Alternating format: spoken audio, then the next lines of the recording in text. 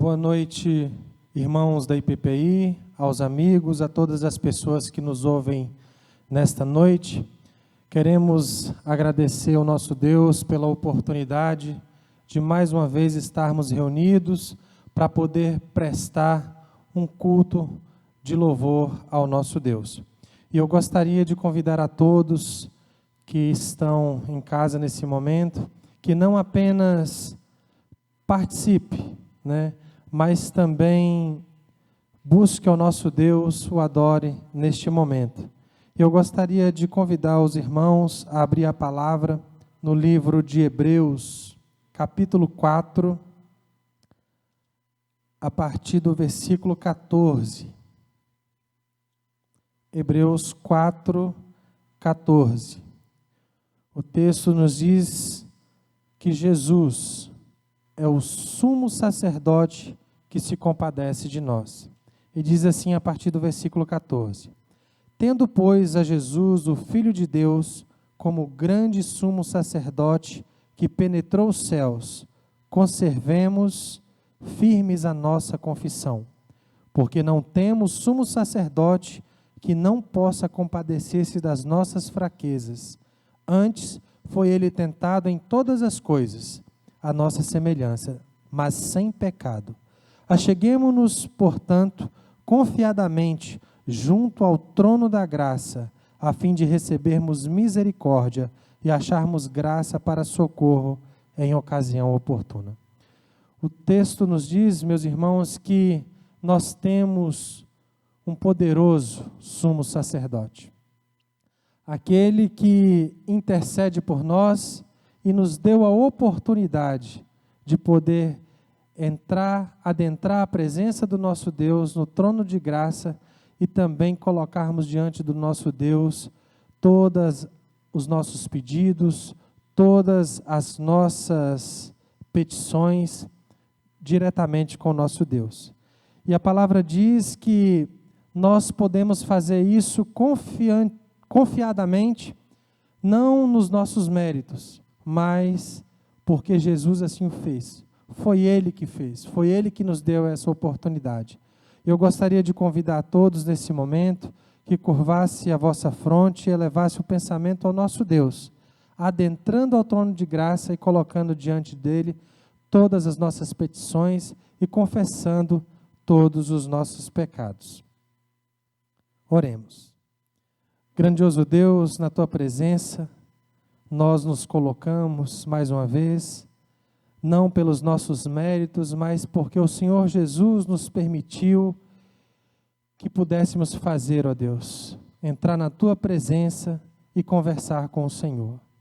E por isso, na Tua presença, ó Deus, nós queremos reconhecer a Tua soberania, reconhecer o Teu poder, reconhecer que nada, ó Deus, acontece sem a Tua permissão, reconhecer que o Senhor, ó Deus, na Tua infinita bondade, no Teu infinito poder, o Senhor se importa conosco.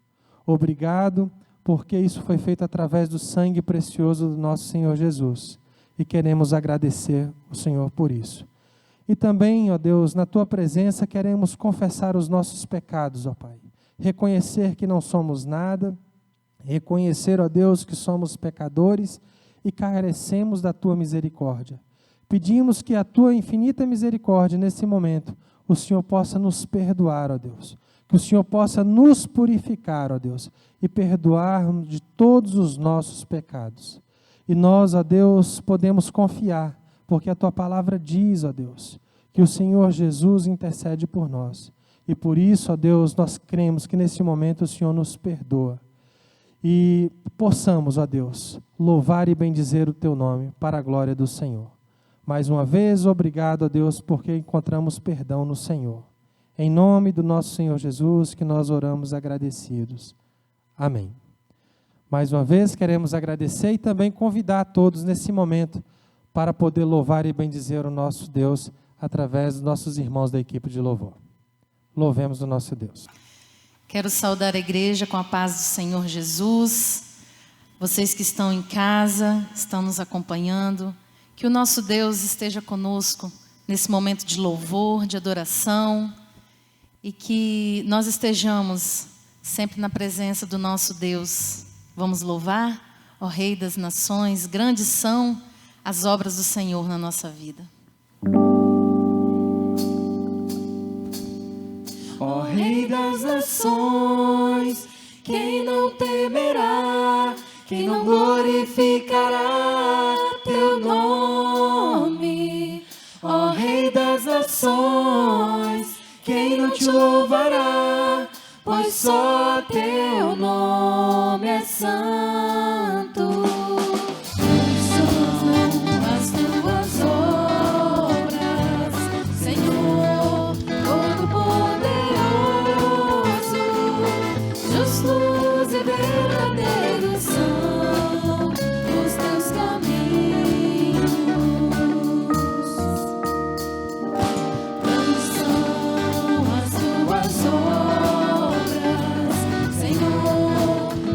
Poderoso,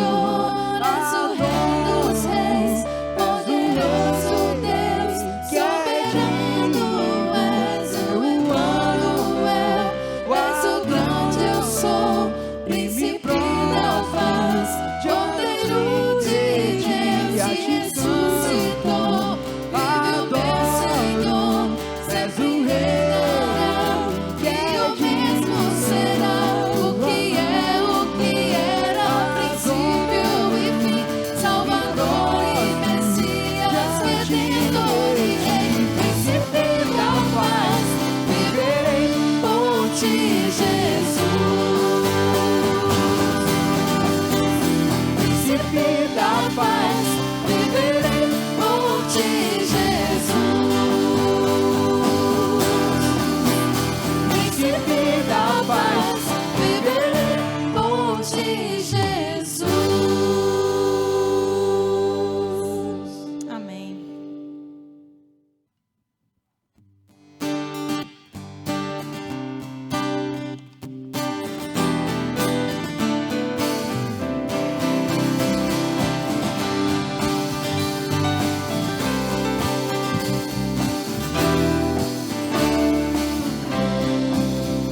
Quando lá do céu descendo para o seu Jesus voltar, e um clarim de Deus a todos proclamar, que chegou o grande dia da vitória do meu rei, eu por sua imensa graça lá estarei.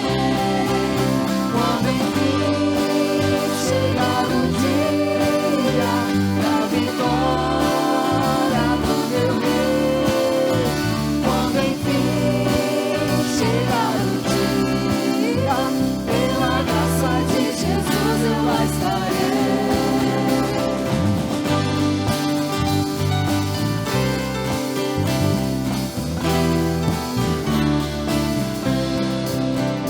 Nesse dia, quando os mortos hão de a voz de Cristo ouvir, e dos seus sepulcros hão de ressurgir, os ermidos transformados logo aclamarão seu rei, e por sua imensa graça lá estarei. Quando enfim chegar o dia da vitória do meu rei, quando enfim chegar o dia, pela graça de Jesus eu lá estarei.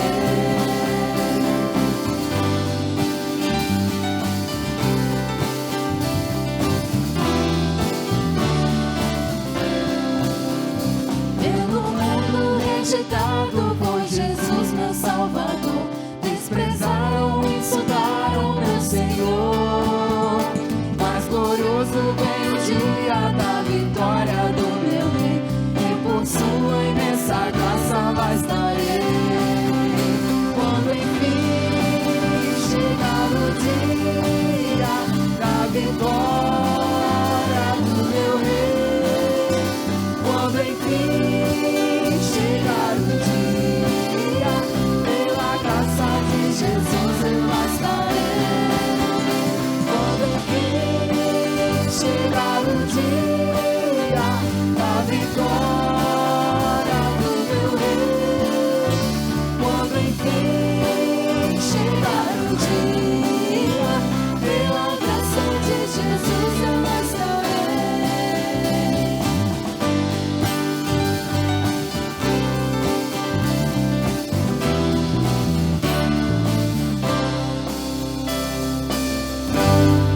Amém. Glória a Deus.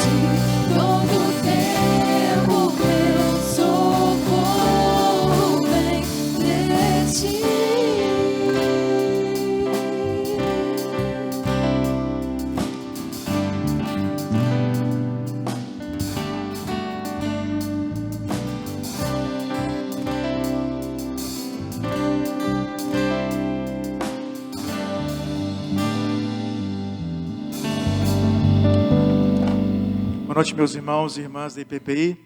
Bom estarmos juntos mais uma vez nesse culto de adoração. Quero cumprimentar os irmãos que estão aqui, você que está nos assistindo, você que não pertence à igreja, mas tem nos assistido no YouTube, e você também que está em casa, com nossos irmãos da IPPI. Convido os irmãos, vamos abrir as nossas Bíblias. Evangelho de Mateus, capítulo 7, verso 1 ao verso 5. Mateus 7, 1 a 5. O texto diz assim: Não julgueis para que não sejais julgados, pois com o critério com que julgardes, sereis julgados, e com a medida com que tiverdes medido, vos medirão também. Porque vês tu o argueiro no olho do teu irmão, porém não reparas na trave que está no teu próprio? Ou como dirás a teu irmão: Deixa-me tirar o argueiro do teu olho, quando tens a trave no teu? Hipócrita, tira primeiro a trave do seu olho, e então verás claramente para tirar o argueiro do olho de teu irmão. Eu quero convidar os irmãos, vamos baixar nossas cabeças, fechar nossos olhos, os irmãos que estão aqui, os irmãos que estão nos assistindo em casa, você que tem nos assistido também, convido você para que nós tenhamos esse momento de oração. Ó Deus, queremos te pedir que o Senhor fale aos nossos corações, edifique as nossas vidas nessa noite, que o Senhor esteja conosco, abençoe também as nossas casas, tenha misericórdia de nós. Que o Senhor me dê graça para falar, nos dê ouvidos para ouvirmos a voz do Senhor. Em nome de Jesus que nós oramos e te pedimos. Amém. Quero fazer uma pergunta para você que está aqui. Abner, que está aqui, Davi, presbítero Leomar, Ludmila, que está lá atrás, e todos os irmãos. E você que está em casa também. Você é perfeito?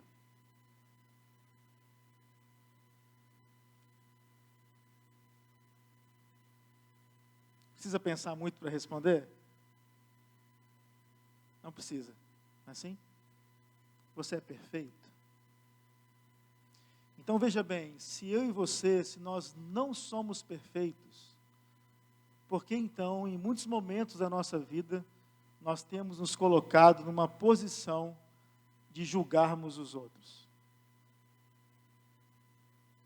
Porque mesmo sabendo, tendo consciência que nós somos falhos, nós somos limitados, nós temos muitos pecados, muitos desvios, nós somos imperfeitos, e porque mesmo assim, nós olhamos para os outros de cima para baixo, mesmo assim, nós temos a tendência de colocarmos o dedo no nariz dos outros, coloquialmente falando, porque mesmo assim, sabendo que somos imperfeitos, nós temos julgado de forma temerária aqueles que convivem conosco.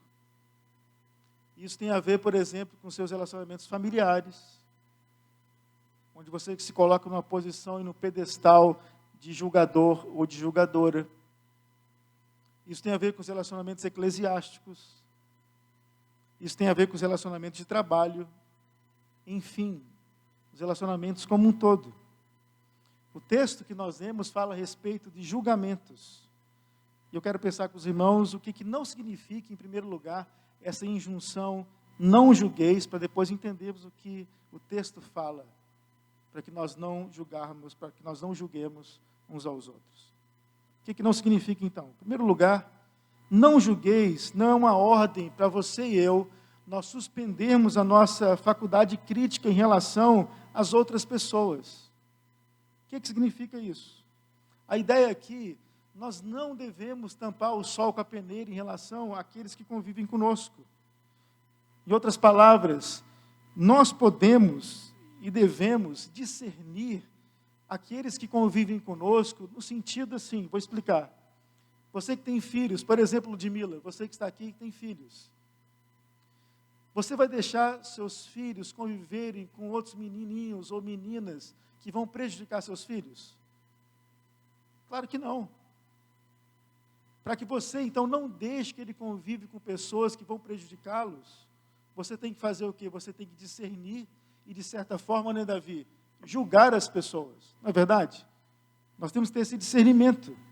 Nós somos a imagem e semelhança de Deus, nós temos então essa capacidade de julgar valores. O texto que nós lemos nessa noite não significa que nós não devemos aplacar essa faculdade que Deus nos deu de discernir pessoas e coisas. Em segundo lugar, o que não significa não julgueis? Deus aqui no texto, Jesus, não está abolindo os tribunais legais também.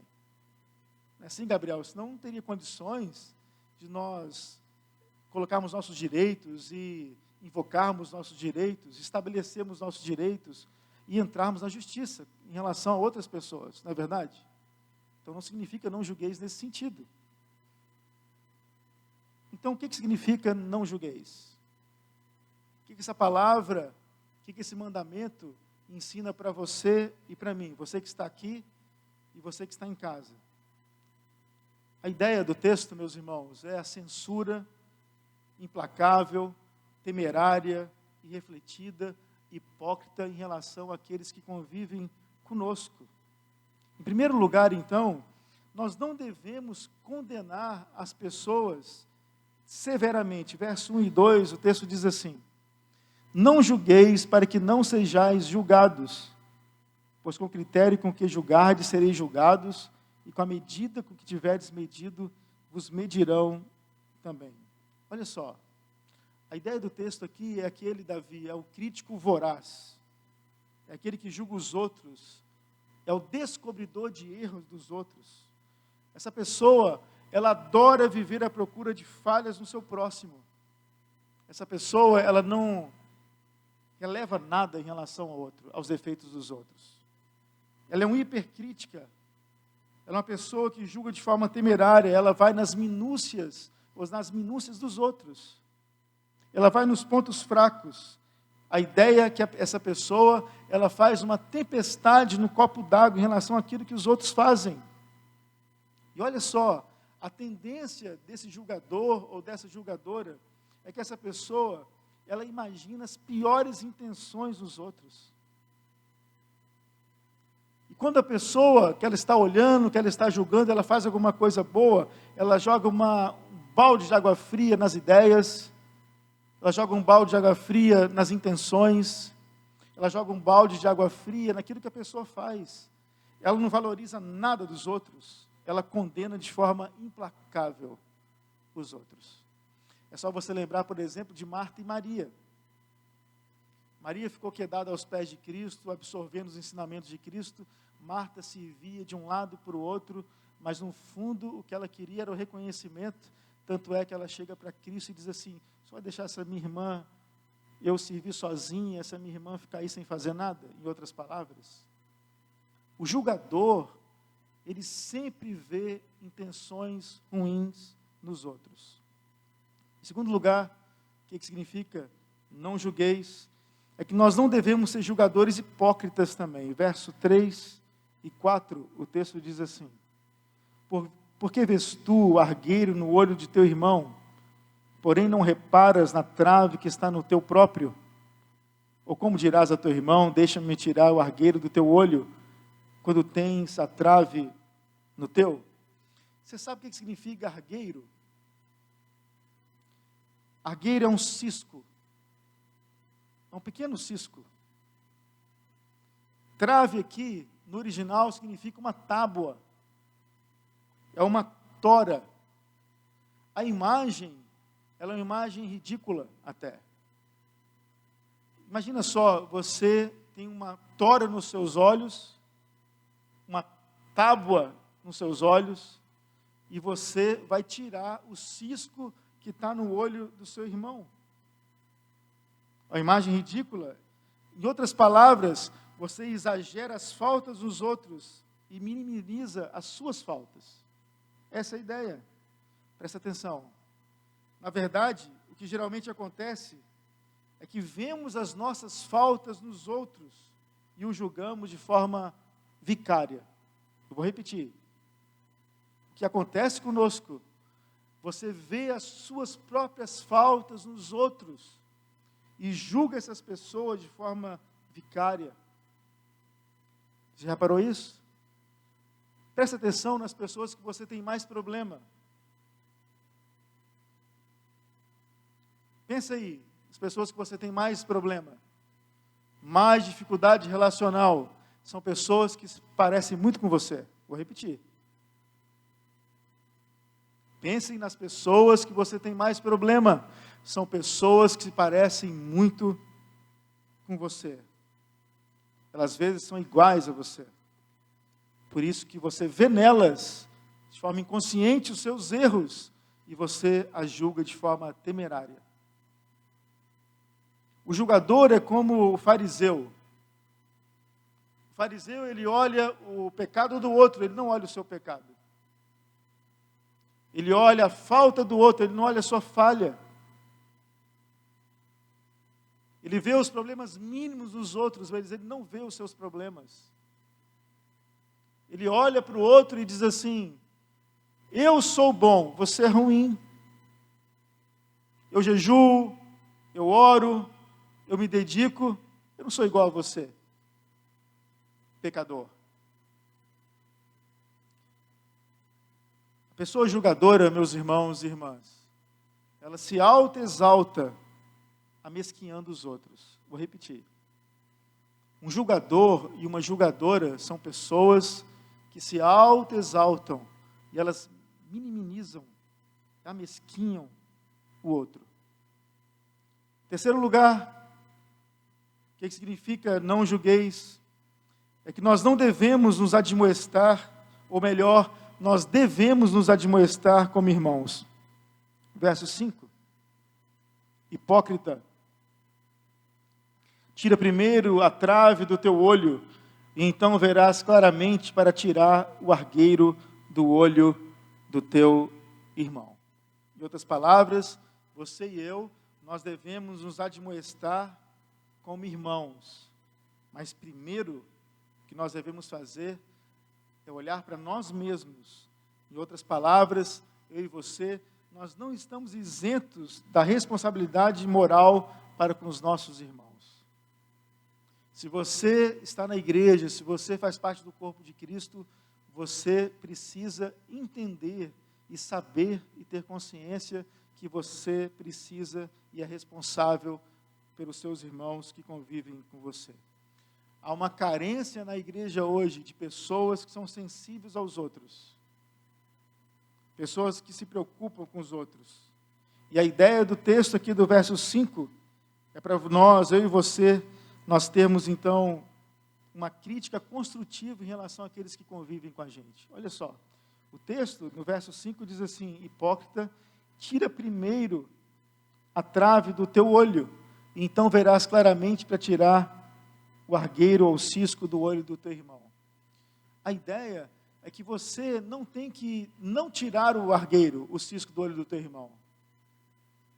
O que você tem que fazer e eu tenho que fazer é primeiro tirar a trave que está nos nossos olhos. Em outras palavras, deixa de ser hipócrita, deixa de ser falso, faça uma autoanálise da sua vida para que você tenha moral, então, para ajudar seu irmão. Não é para você deixar de ajudar, mas é você deixar de ser um julgador, de não olhar para você mesmo, deixar de ser hipócrita. Olha só, nós devemos então nos autoexaminarmos, nos autocriticarmos, nos autojulgarmos, para depois ter uma visão clara em relação àqueles que convivem com a gente. Para nós podermos ajudar essas pessoas. Você precisa saber enxergar de forma muito clara. Aí você vai ver os problemas que os outros têm, você vai ver as falhas dos seus irmãos, mas não falhas, né, presbítero Leomar, para apontar o dedo. É uma falha que você vai ver para ajudá-los, para compreendê-los, para exortá-los, para animá-los, para confrontá-los em amor. Em segundo lugar, não só devemos nos autoexaminarmos antes de confrontarmos nossos irmãos e ajudar os nossos irmãos, mas nós devemos também admoestar uns aos outros com amor. O texto diz, verso 5, hipócrita, tira primeiro a trave do teu olho, e então verás claramente para tirar o argueiro do olho do teu irmão. Nós precisamos então nos admoestar com amor, para tirar o cisco do olho do nosso irmão. Isso precisa de paciência, precisamos ter ternura, precisamos ter compaixão para ajudarmos o nosso próximo e aquele que é mais próximo de nós, que são os nossos irmãos em Cristo, aqueles que estão na sua casa, na minha casa. Olha só, qual a consequência de sermos julgadores, condenadores, críticos implacáveis? Qual a consequência de nós brincarmos com Deus? Qual a consequência presta muita atenção nisso, na sua vida e na minha vida, quando nos tornamos pessoas que sempre julgam os outros? Pergunta para você, a primeira pergunta foi: você é perfeito? Na verdade é uma pergunta retórica que você mesmo respondeu na sua mente, no seu coração aí. Claro que não, claro que eu não sou perfeito. A segunda pergunta é: qual a consequência de você ser um julgador implacável em relação aos outros? Qual a consequência de você brincar de Deus? Só Deus pode julgar, não no sentido temerário, porque Ele é o reto juiz. A consequência é que um dia, presta muita atenção nisso, você que me escuta em casa e você que me escuta aqui, um dia você vai estar também no banco dos réus.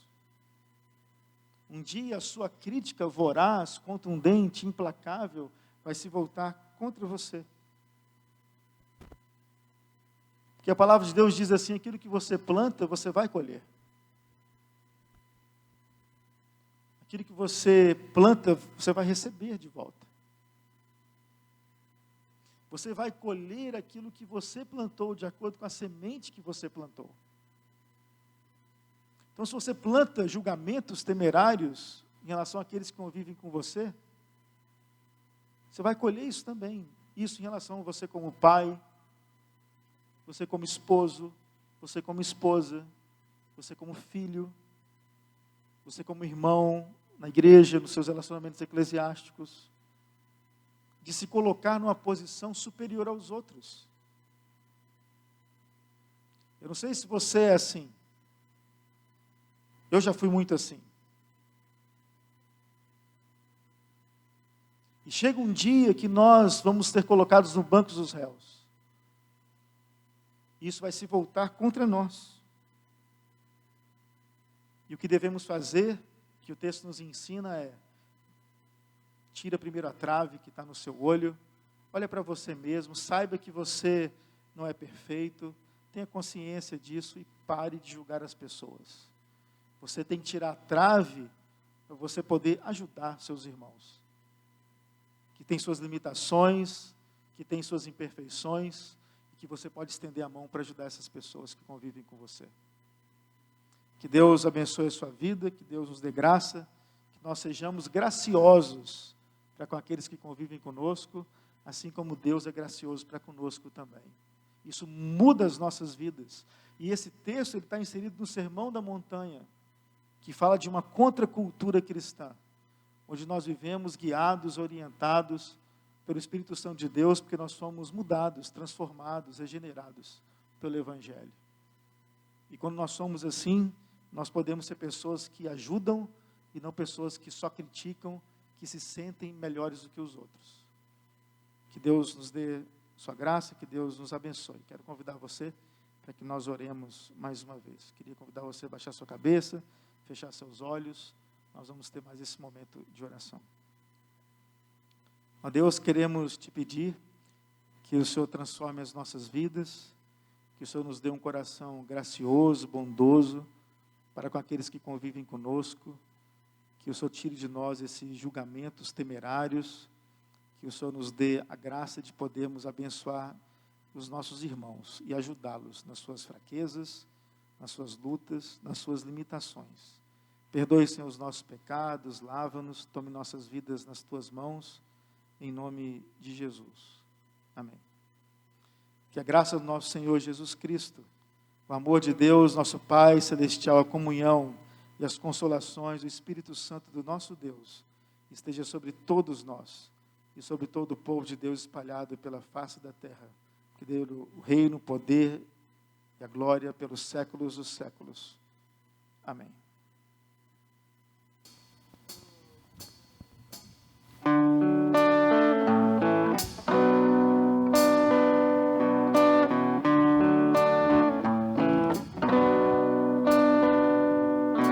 menino nasceu, como um filho se nos deu. Ele é o próprio Deus que vive em mim. Debaixo de tuas asas eu me escondi. E o seu nome é maravilhoso. Glória ao príncipe da paz.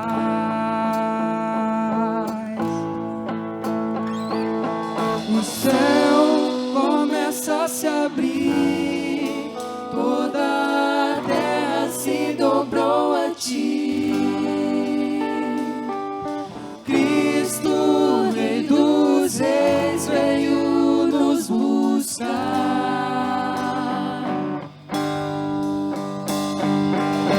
Leva-nos em tuas mãos pelas portas da cidade, na Nova Jerusalém tua noiva vai entrar.